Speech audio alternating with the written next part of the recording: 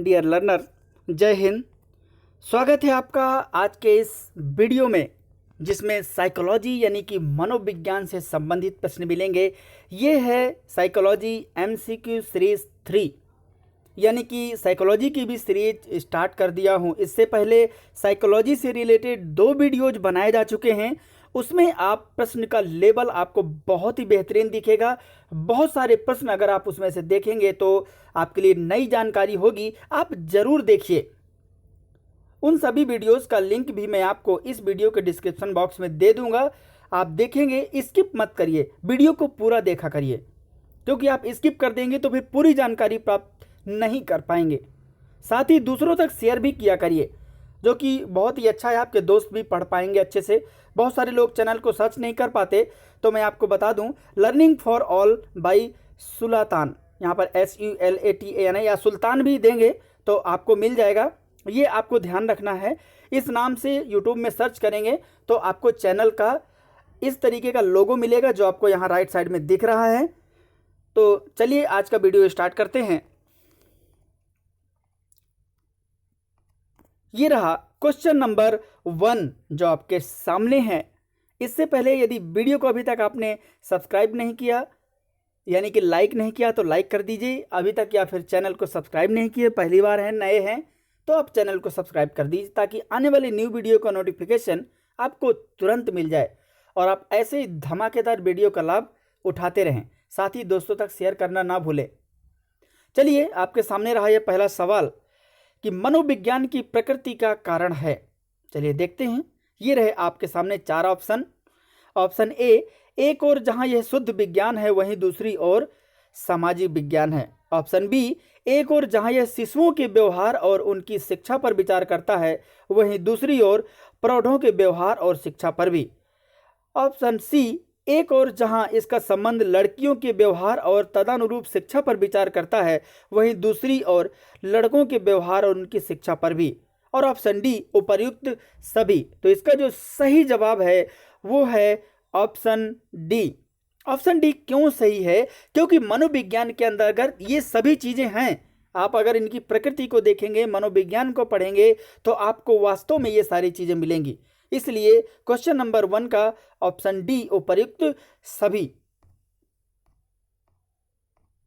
Question number 2 जो आपके सामने है कि किसी इच्छा या आवश्यकता में रुकावट पड़ने पर उससे उत्पन्न होने वाला सांवेगिक तनाव क्या कहलाता है। चलिए देखते हैं।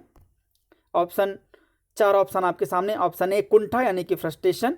ऑप्शन बी, द्वंद्व यानी कि कॉन्फ्लिक्ट, या फिर ऑप्शन सी, चिंता यानी कि एंजाइटी, या फिर ऑप्शन डी, तनाव यानी कि टेंशन। इसका जो सही जवाब है वो है ऑप्शन ए, कुंठा यानी कि फ्रस्ट्रेशन हो जाता है।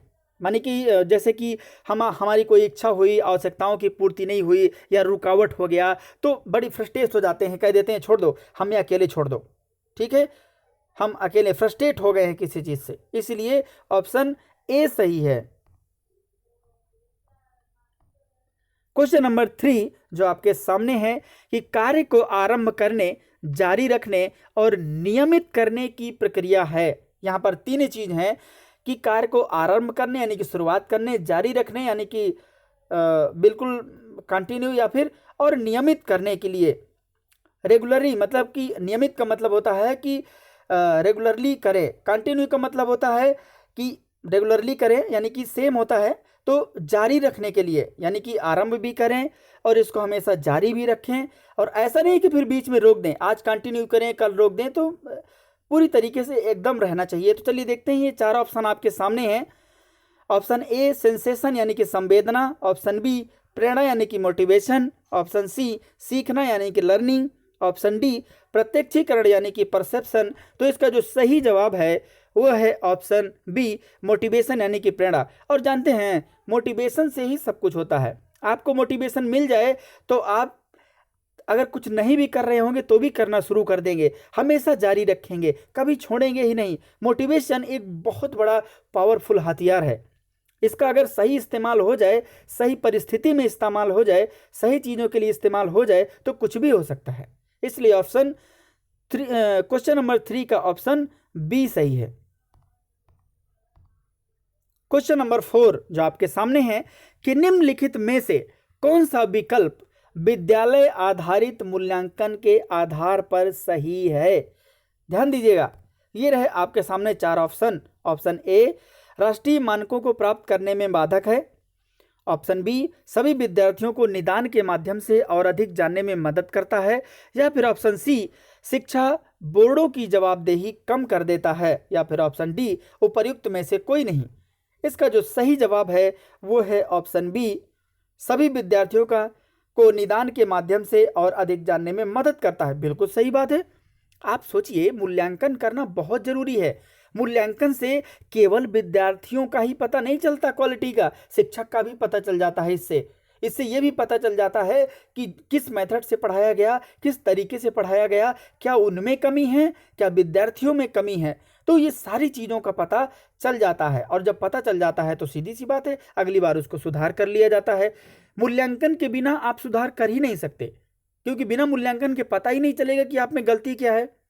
इसलिए ऑप्शन बी सही है। क्वेश्चन नंबर 5 जो आपके सामने है कि बच्चे कैसे सीखते हैं, निम्नलिखित में से कौन सा विकल्प इस संबंध में सत्य नहीं है। ध्यान दीजिएगा, यहां पर क्या लिखा है, सत्य नहीं है। ये 4 ऑप्शन आपके सामने रहे। ऑप्शन ए, बच्चे कई तरीकों से सीख सकते हैं। बिल्कुल सही बात है। ऑप्शन बी, बच्चे केवल कक्षा में ही सीख सकते हैं। ये तो बिल्कुल सही नहीं है।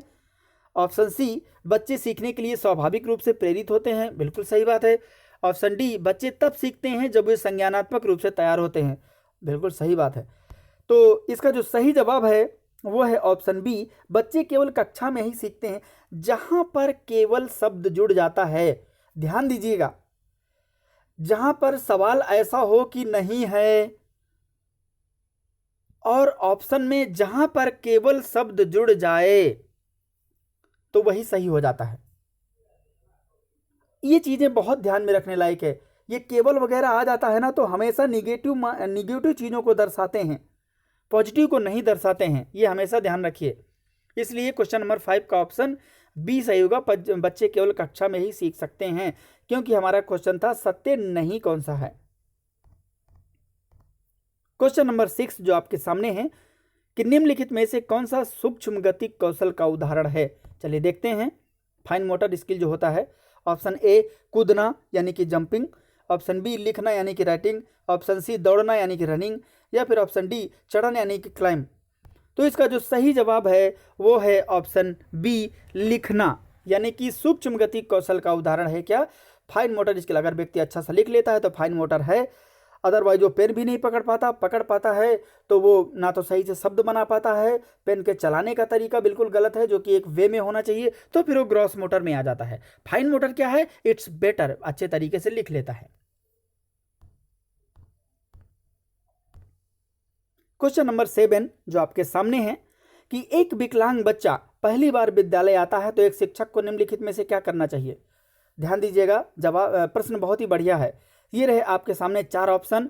ऑप्शन ए यानी कि पहला ऑप्शन है, उसकी विकलांगता के अनुसार उसे एक विशेष स्कूल में भेजना चाहिए। काहे भैया, तुम्हारे पास आया है तो कम से कम उसका ख्याल रखो, दूसरी जगह काहे को भेज दोगे, तुम शिक्षक किस बात के हो, ये ध्यान रखना चाहिए। ऑप्शन बी यानी कि दूसरा जो ऑप्शन है, अन्य छात्रों से उसे दूर रखना चाहिए। लो, अभी तो समाजीकरण की और इंक्लूजन की बात करते हैं और दूर कर देना चाहिए, तो ये भी गलत हो गया। ऑप्शन जो तीसरा है कि सबसे पहले एक प्रवेश परीक्षा का संचालन करना चाहिए। अब बताओ, दिव्यांग बच्चा आया है, प्रवेश परीक्षा का संचालन कर लो भैया, उसको काहे परेशान करते हो, कम से कम एडॉप्टेशन से रिलेटेड चीज़ें करो। क्वेश्चन नंबर 4, सहयोगी योजना विकसित करने के लिए बच्चे के अभिभावकों के साथ चर्चा करनी चाहिए। ये थोड़ा सा ठीक ठाक लग रहा है, चलिए देखते हैं। इसका जो सही जवाब है ऑप्शन डी ही सही है, यानी कि सहयोगी योजना। क्योंकि अब हमारे पास दिव्यांग बच्चा आ गया है, चलो ठीक है, समाज का व्यक्ति है, किसी भी स्कूल में जा सकता है, पढ़ने का अधिकार है, education is a basic right for all. तो ये हमेशा हमको ध्यान रखना चाहिए, ये शिक्षक की जिम्मेदारी है। आप सभी शिक्षक बनने वाले हैं, ये चीज़ ज़रूर ध्यान रखिएगा। आप अगर एचआई की फील्ड से है तो ये नहीं कह सकते कि सर मैं तो एमआर का कुछ जानता ही नहीं, तो आप दूसरी जगह जाओ। क्यों जाओ, आपने तो सारी डिसेबिलिटीज़ पढ़ी हैं, आपने तो घोट घोट कर पी लिया है सारी डिसेबिलिटीज़ को, तो इतनी तो जानकारी रखते हैं ना कि कम से कम उसे सही जानकारी दे सकते हैं। ये नहीं कह सकते कि यहाँ से जाओ, मैं इस क्षेत्र से संबंधित नहीं हूँ। This is a bad characteristics. और खास करके स्पेशल एजुकेटर जो कि रिहेबिलिटेशन की फील्ड से है, तो ये सारी चीज़ें आपको बहुत ध्यान में रखना है। क्वेश्चन नंबर 8 जो आपके सामने है कि ईगो लिबिडो का अर्थ है, ये रहा आपके सामने ऑप्शन, 4 ऑप्शन आपके सामने। ऑप्शन ए आत्म प्रेम यानी कि सेल्फ लव, ऑप्शन बी वस्तु लिबिडो यानी कि कमोडिटी लिबिडो, या फिर ऑप्शन सी ईगो मोनोग्रंथि यानी कि ईगो ग्लैंड, या फिर ऑप्शन डी ईगो सिनेटोनिक यानी। तो इसका जो सही जवाब है वो है ऑप्शन ए आत्म प्रेम। आप सभी कमेंट करके जरूर बताइए कि ईगो लिबिडो का अर्थ क्या होता है।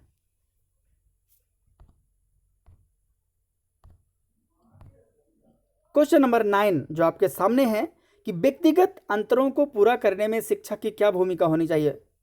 आप जानते हैं कि विभिन्न प्रकार के आजकल इंडिविजुअल डिफरेंसेस होते हैं, और इंडिविजुअल डिफरेंसेस को ऐसा तो है नहीं कि भगा देगा, चलो भग जाओ क्लास से। दुनिया भर के लोग आ जाते हैं यहाँ 4-4 10-10 विभिन्नताएं लेकर के, ऐसा तो कर नहीं सकता। तो फिर क्या भूमिका होगी, सही भूमिका देखते हैं। 4 ऑप्शन आपके सामने हैं। ऑप्शन ए व्यक्तियों की क्षमताओं, रुचि और योग्यता को जानने का प्रयास करे। बिल्कुल सही बात है, करना भी चाहिए। नहीं जानेगा तो सीखेगा क्या। शिक्षक कोई ऐसा थोड़ी है कि अवतार हुआ है, कुछ सीखने की जरूरत नहीं है। Teacher is also learner. अगर शिक्षक हमेशा एक लर्नर की भूमिका में रहता है तो शायद वो एक बेहतर शिक्षक माना जाता है। ऑप्शन बी देखते हैं, व्यक्तियों की आवश्यकताओं के अनुसार पाठ्यक्रम को समायोजित करने का प्रयास करे। बिल्कुल सही बात है। ऑप्शन सी ए और बी दोनों यही सही लग रहे हैं, क्योंकि ऑप्शन डी में लिखा है इनमें से कोई नहीं, इसलिए हमारा ऑप्शन सी सही होगा, ए और बी दोनों। तो ये आपके लिए ध्यान देने वाली बात है कि एक शिक्षक को ए और बी दोनों का प्रयास करना चाहिए, क्योंकि इंडिविजुअल डिफरेंसेस एक माध्यम होता है, एक संसाधन होता है, ना कि भगाने का तरीका। क्योंकि इंडिविजुअल डिफरेंसेस से बहुत कुछ शिक्षक को भी सीखने को मिलता है। क्वेश्चन नंबर 10 जो आपके सामने कि पावलोव कहाँ के निवासी थे। ये लो भैया, ऐसे भी क्वेश्चन आते हैं क्या? बिल्कुल आ सकते हैं, कोई बुराई थोड़ी है, जब आपके सिलेबस में हैं तो आ सकते हैं। कहाँ के निवासी थे, चलिए देखते हैं। ये रहे आपके सामने 4 option. Option A Germany, option B Russia, option C Britain, या फिर ऑप्शन डी भारत। तो इसका जो सही जवाब है वो है ऑप्शन बी यानी कि रसिया।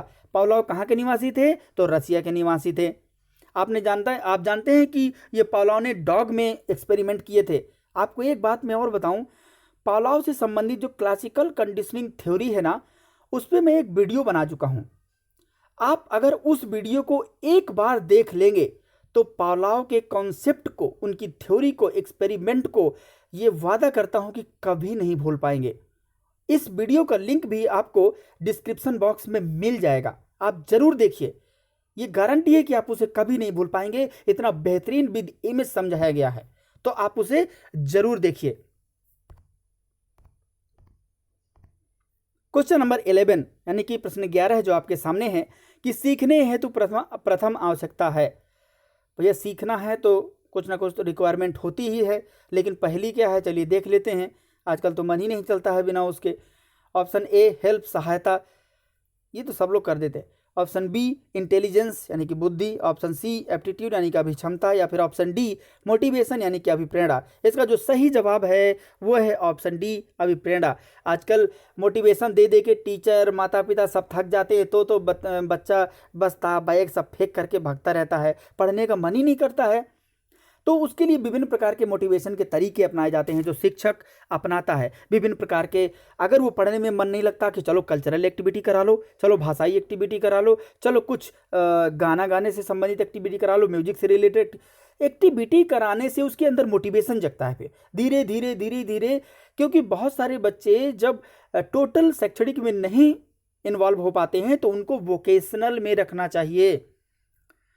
लेकिन यहाँ पर जो हमारा सवाल है कि सीखने हेतु प्रथम आवश्यकता है, तो उनको मोटिवेशन देना चाहिए, बहुत जरूरी होता है। मोटिवेशन कैसे मिलता है?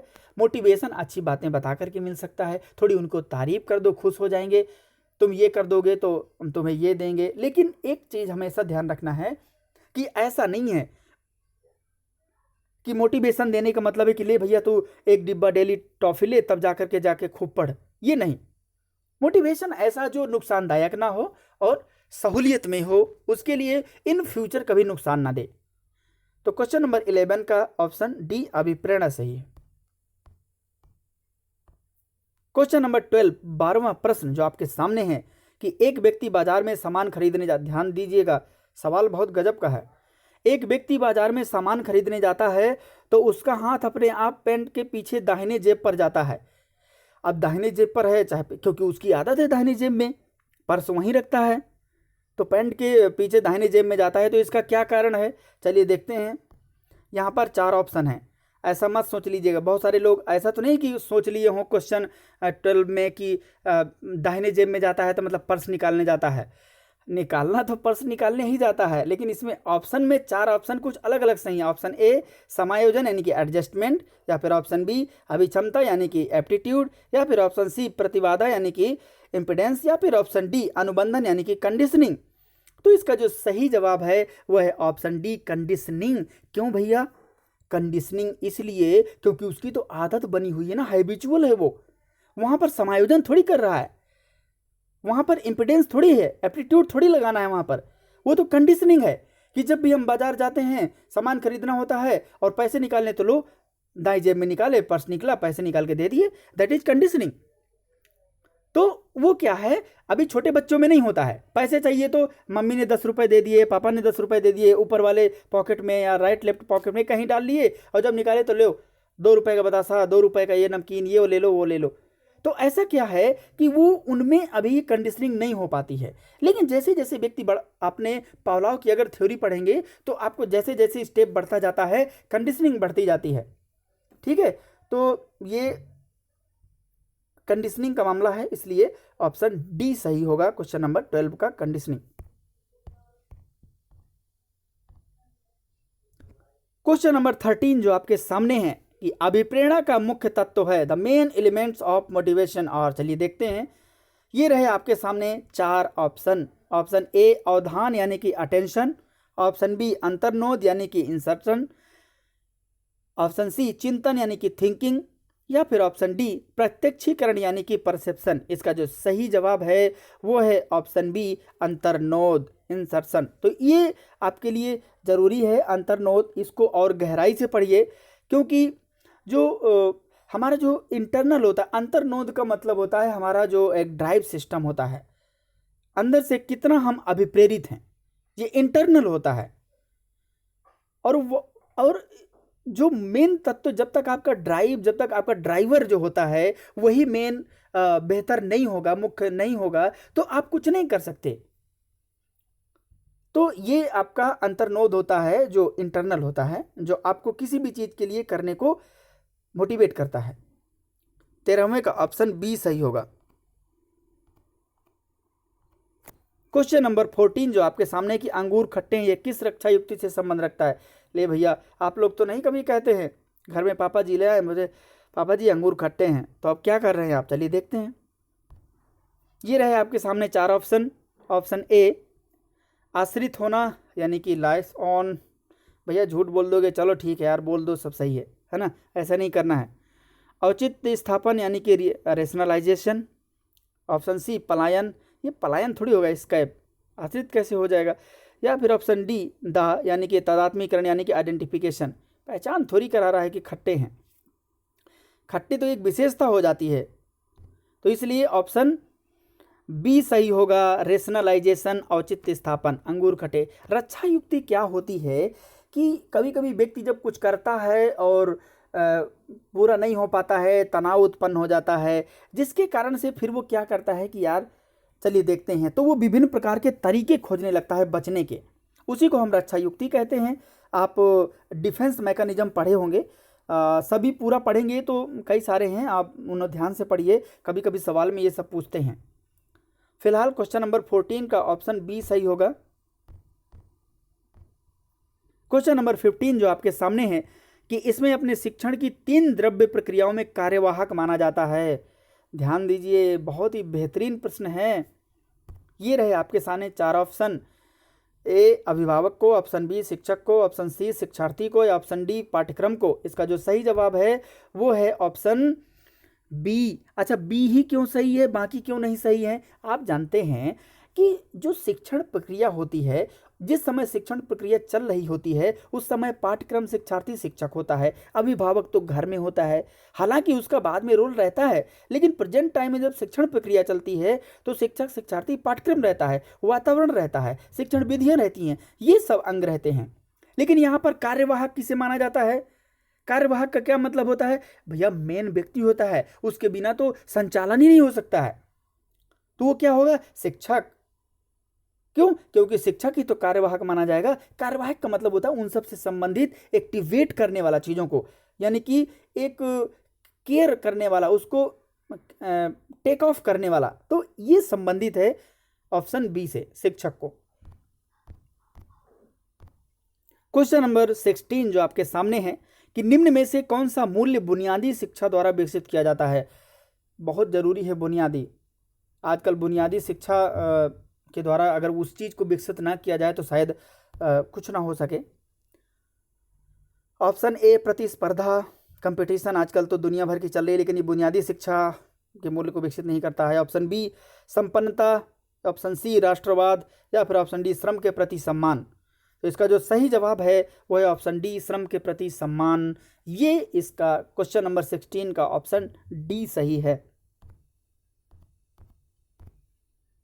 क्वेश्चन नंबर 17 जो आपके सामने है कि अधिगम में पठार के लिए निम्न में से कौन जिम्मेदार है? चलिए देखते हैं कौन रिस्पॉन्सिबल है भैया लर्निंग के लिए। ये रहे आपके सामने 4 ऑप्शन रहे। ऑप्शन ए चुनौती, ऑप्शन बी अभिप्रेरणा, ऑप्शन सी पुनर्बलन का प्रभाव, या फिर ऑप्शन डी थकान। तो इनमें से 4 ऑप्शन में से जो सही जवाब है वो है ऑप्शन सी पुनर्बलन का प्रभाव। भैया रीइंफोर्समेंट जो होता है ना, पुनर्बलन का मतलब होता है पुनः बल। कोई बच्चा अगर लर्निंग करता है ना तो पठार बना देगा, एकदम इतना रिस्पॉन्सिबल बना देगा। ये रिस्पॉन्सिबल जो जिम्मेदार है, यही पुनर्बलन का प्रभाव। तीसरा ऑप्शन जो क्वेश्चन नंबर 17 है, ऑप्शन सी सही है, पुनर्बलन का प्रभाव। क्यों सही है? क्योंकि आप पुनर्बलन देते रहिए। फिर देखिए पुनर्बलन ऐसा देना है कि जैसे होता क्या है कि पुनर्बलन का एक समय होता है, अगर आप समय पे नहीं देते तो फिर शायद आपके लिए बेहतर नहीं होगा। वो एक चीज़ आपको हमेशा ध्यान रखनी है, अगर कोई आपसे पूछता है कि पुनर्बलन के जो तरीका होता है, जैसे आपने एक विद्यार्थी को कोई काम दिया और काम करके ले आया, उसको तुरंत पुनर्बलन दीजिए। अरे वाह, वेरी गुड बेटा, बहुत बढ़िया, तूने बहुत अच्छा किया है। इससे क्या होगा? अब वो 2 गुने तरीके से काम करेगा, 2 गुने एनर्जी के तरीके से काम करेगा। अब क्या है, लर्निंग 1 गुना बढ़ती थी 4 गुना बढ़ जाएगी। क्यों? क्योंकि अभी तो थोड़ा पढ़ता था, अब वो ज़्यादा पढ़ेगा। क्यों? क्योंकि अभी तक देखता था दूसरे बच्चे फर्स्ट आते थे, दूसरे बच्चों को शाबाशी देते थे। तो पुनर्बलन देते रहना चाहिए, लर्निंग का पठार अपने आप बन जाता है, चाहे जितना बना लीजिए। डिपेंड करता है शिक्षक की रणनीतियों पर, डिपेंड करता है सिचुएशन को क्रिएट करने पर पुनर्बलन कैसे मिलता है, तो इसका प्रभाव क्या है, अधिगम के पठार के लिए बेहतर जिम्मेदार होता है। क्वेश्चन नंबर 18 प्रश्न 18 है जो आपके सामने है कि वृद्धि एवं विकास के संबंध में कौन सा कथन असत्य है? ले भैया इसको ध्यान दीजिएगा, 18वें का क्या कहता है? असत्य पूछ रहा है, ध्यान दीजिएगा, यानी कि नकारात्मक पूछ रहा है। ये रहे आपके सामने 4 ऑप्शन। ऑप्शन ए विकास सार्थक वृद्धि के अभाव में संभव नहीं है। ऑप्शन बी वृद्धि का तात्पर्य व्यक्ति के शारीरिक पक्ष में परिवर्तन से है। ऑप्शन सी विकास व्यक्ति के कार्यात्मक पक्ष को दर्शाता है। ऑप्शन डी वृद्धि व्यक्ति की संरचनात्मक पक्ष को दर्शाती है। इसका जो सही जवाब है वो है ऑप्शन ए, कहता है विकास सार्थक वृद्धि के अभाव में संभव नहीं है। बाकी सब में देखिए वृद्धि का तात्पर्य व्यक्ति के शारीरिक पर, बिल्कुल सही बात है, हाथ पैर बढ़ना। अब इसको हम वृद्धि में इसलिए लेते हैं शारीरिक वगैरह को, क्योंकि मान लीजिए हमारा हाथ है, अगर हम इसको विकास में रख देंगे तो मतलब आज अगर मैं सपोज अभी प्रेजेंट टाइम में ग्वालियर में हूँ, तो जैसे जैसे मेरा विकास होता जाएगा तो मेरा तो कुछ दिन में ये बॉम्बे पहुँच जाएगा, दिल्ली पहुँच जाएगा, अलग अलग इलाहाबाद पहुँच जाएगा। तो इसलिए इसका एक निश्चित एक सीमा तय है वृद्धि की, लेकिन विकास की कोई सीमा नहीं है, आपको पता है। इसलिए क्वेश्चन नंबर 18 का ऑप्शन ए सही होगा, क्योंकि वो गलत है, बाकी सभी सही हैं।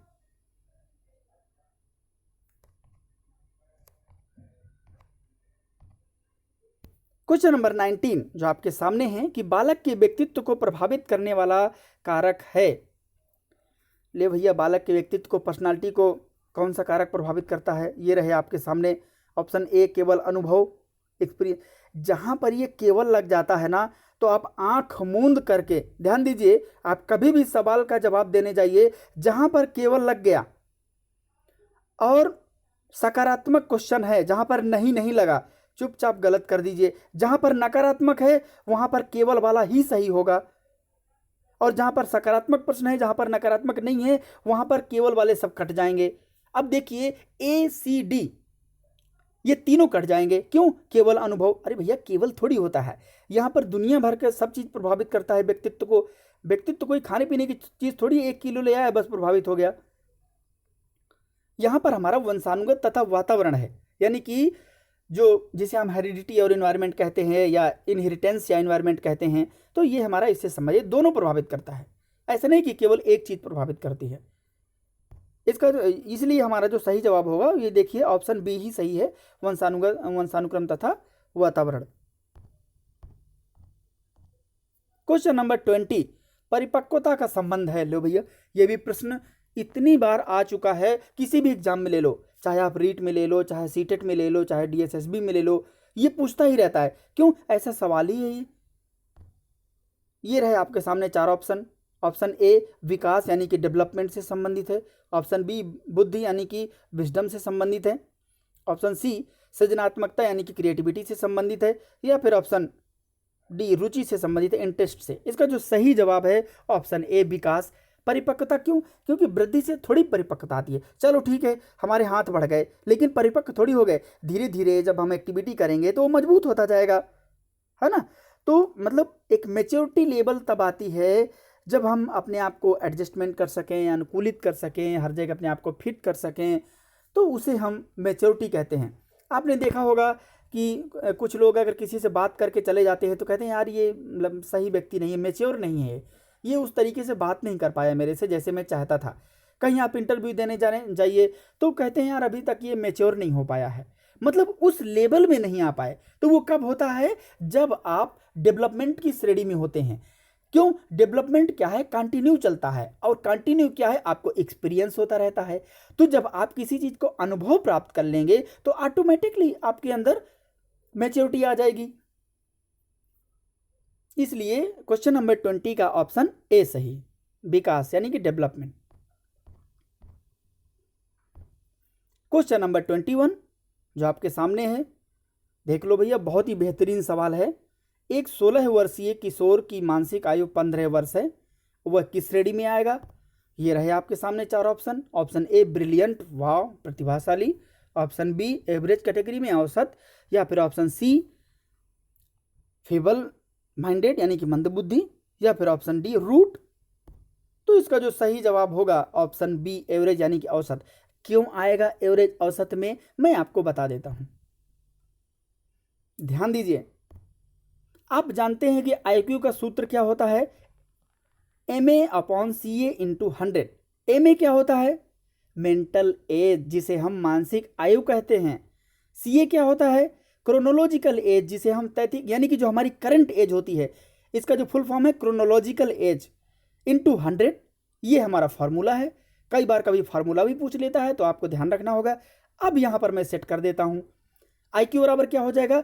हमने ऊपर MA मतलब मानसिक आयु कितनी थी? 15 अपॉन 16। क्यों? क्योंकि हमारा क्रोनोलॉजिकल एज थी 16 वर्ष, तो 16 लिख दिया, × 100 कर दिया। अब निकल के क्या आ गया? IQ बराबर 93.75। अब ये एवरेज में क्यों आ गया भैया?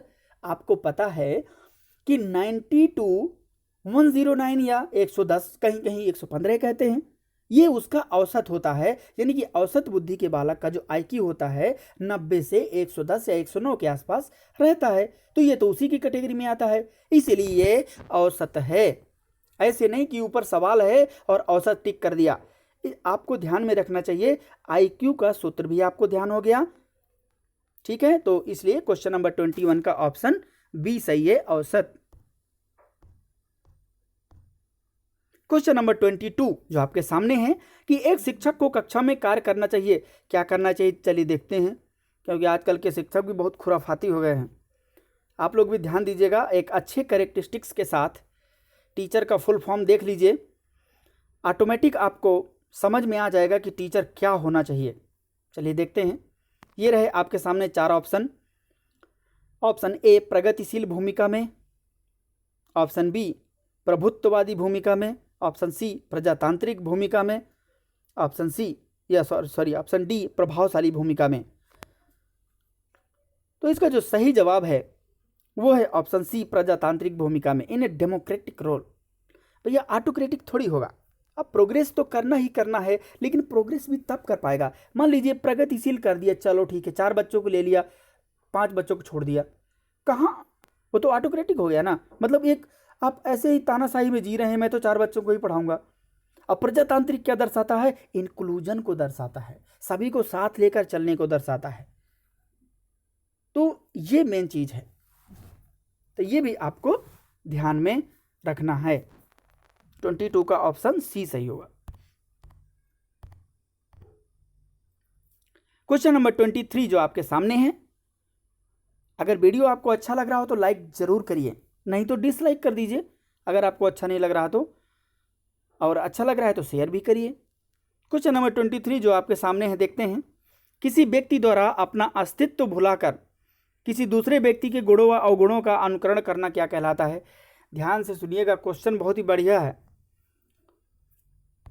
ये रहे आपके सामने 4 ऑप्शन। ऑप्शन ए प्रतिगमन, ऑप्शन बी दमन, ऑप्शन सी प्रक्षेपण, या फिर ऑप्शन डी तादात्मीकरण।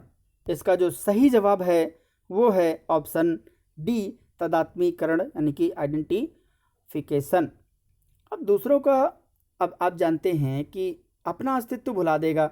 अब क्या करना चाहता है वो? चाहता है कि मैं भी भैया पहचान बना लूं।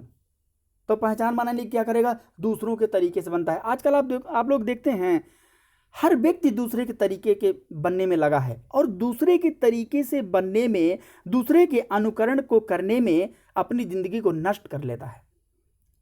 आप एक शिक्षक हैं, हमेशा ध्यान रखिए, हर शिक्षक की अपनी क्वालिटी होती है। आप अपनी क्वालिटी को पहचानिए, क्योंकि हर व्यक्ति अद्वितीय होता है, हर व्यक्ति यूनिक होता है। दूसरों के तरीके से कभी भी बनने की कोशिश मत करिए, क्योंकि आप दूसरों के तरीके से बनने की कोशिश में दूसरों की पहचान बनाते हैं, अपनी पहचान नहीं बनाते। ये हमेशा ध्यान रखिएगा। अपनी पहचान आप खुद के ऊपर मेहनत करने पर ही बना सकते हैं, दूसरों के ऊपर मेहनत करके कभी नहीं। ये चीज ध्यान रखिएगा। यहां पर क्वेश्चन नंबर 23 का आंसर डी सही है।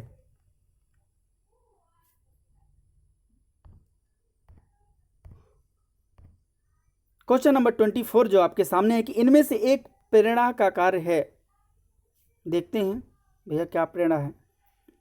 4 ऑप्शन आपके सामने हैं। ऑप्शन ए, यह जीव को ऊर्जा प्रदान करता है। ले भैया बैटरी फुल कर देता है। तो देखते हैं। ऑप्शन बी, यह तर्क शक्ति बढ़ाता है। ऐसा कौन सा दवाई पिलाता है, देखते हैं। ऑप्शन सी, यह व्यवहार को बनाए रखती है, मेंटेन द बिहेवियर।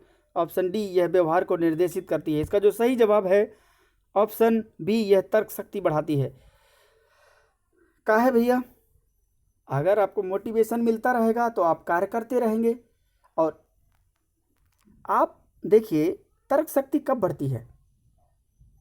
आप एक ही समस्या से नहीं, बहुत सारी समस्याओं से आप अनुभव ले चुके होते हैं, और जब आपके सामने आती जाती है नई नई समस्याएं, आप कुछ ना कुछ करते जाते हैं, तब जाकर के आपको पता चलता है कि इसमें क्या तर्क देना है। एक दिन में आप तर्क देना थोड़ी सीख जाते हैं। तर्क देने के लिए हमें अनुभव चाहिए होता है। तर्क तो मान लीजिए कि एक बच्चा भी कह देता है कि नहीं ऐसा होगा, लेकिन उस पर कोई विश्वास नहीं करता। तो इसीलिए आप अनुभवी बनिए, मैच्योर बनिए। आप जो तर्क देंगे सामने वाला विश्वास करेगा। तो हमेशा ये तर्क शक्ति को बढ़ाता है, मोटिवेशन। क्यों? क्योंकि जब मोटिवेशन मिलेगा तो आप अच्छा कार्य करेंगे तो आप सीखेंगे, जब सीखेंगे तो अनुभव बढ़ेगा, जब अनुभव बढ़ेगा तो ऑटोमेटिक अच्छा तर्क देंगे। क्योंकि तर्क देना आसान है, लेकिन उस तर्क को जस्टिफाई करना आसान नहीं है। इसलिए बिना अनुभव के जब तर्क देंगे तो आप उसे जस्टिफाई नहीं कर पाएंगे। इसलिए ऑप्शन बी सही है, अदरवाइज बाकी सभी सही हो जाते हैं। क्वेश्चन नंबर 24 का ऑप्शन बी सही है, तर्क शक्ति बढ़ाती है। क्वेश्चन नंबर 25 जो आपके सामने है, और बेहतरीन सवाल कि आत्मनिर्भरता शिक्षा का तात्कालिक उद्देश्य होना चाहिए, यह आदर्श वाक्य है। चलिए देखते हैं आदर्श वाक्य है। ये 4 ऑप्शन आपके सामने हैं। Option A Aurobindo Ghosh, option B Pestalozzi, option C Gandhi ji, या फिर ऑप्शन डी प्लेटो। तो इन चारों में से जो सही जवाब है वो है ऑप्शन सी गांधी जी। हर जगह गांधी जी। चलिए देखते हैं, क्योंकि 25 में कह रहा है कि आत्मनिर्भरता शिक्षा का तात्कालिक उद्देश्य होना चाहिए। आत्मनिर्भरता क्या है भैया? आजकल तो आत्मनिर्भरता ही चल रहा है कोरोना काल में, है ना। तो गांधी जी मतलब तब से आज तक आत्मनिर्भरता ही चल रहा है। फिलहाल यहाँ 25 का जो क्वेश्चन नंबर 25 है उसका ऑप्शन सी सही है। गांधी जी इन्होंने यह एक आदर्श वाक्य कहा है। इसका देखिए मतलब क्या है, मैं बता देता हूँ। क्योंकि अगर आप आत्मनिर्भरता नहीं रखते हैं, हमेशा आप कोई भी चीज़ होती है दूसरों पर टाल देते हैं, दूसरों पर बोझ बना देते हैं, दूसरों पर बोझ बन जाते हैं, तो ये बिल्कुल आपका बेहतर उद्देश्य नहीं माना जाता है। जब आप आत्मनिर्भर होते हैं, जब आप कुछ करते हैं, तो एक तात्कालिक उद्देश्य, मान लीजिए कि कोई आपके सामने समस्या आ गई, तो अब वहाँ पर कोई नहीं है, तो आप क्या करेंगे? तब तो आप दूसरे पर नहीं टाल सकते। इसलिए सिर्फ जो रिलायंस है वो आपके ज़रूरी है कि आप में अंदर होना चाहिए। तो आज के लिए 25 क्वेश्चंस आशा करता हूं कि आपको पसंद आए होंगे, और कमेंट में ज़रूर बताइए कि क्वेश्चंस आपको कैसे लगे। सीरीज, ये जो MCQ सीरीज आज 23 जो चल रही थी, क्या ये भी कंटिन्यू रहे या नहीं, आप इसे भी ज़रूर बताइए। साथ ही सब्सक्राइब ज़रूर करिए यदि आप पहली बार हैं, क्योंकि 27 या 29 या 30% जो लर्नर हैं वो अभी तक सब्सक्राइब नहीं किए, देखते तो हैं। तो आज का हमारा यहीं तक सेशन रहेगा। इसको शेयर ज़रूर करिए, लाइक करिए वीडियो को, और कमेंट करिए, सुझाव दीजिए। किसी भी क्वेश्चन में, सीरीज में आप सुझाव देंगे तो इसमें और अच्छाइयाँ आ सकती हैं। ठीक है, तब तक के लिए बेस्ट ऑफ लक। जय हिंद, वंदे मातरम। Thank you so much. बहुत बहुत धन्यवाद आपका वीडियो देखने के लिए।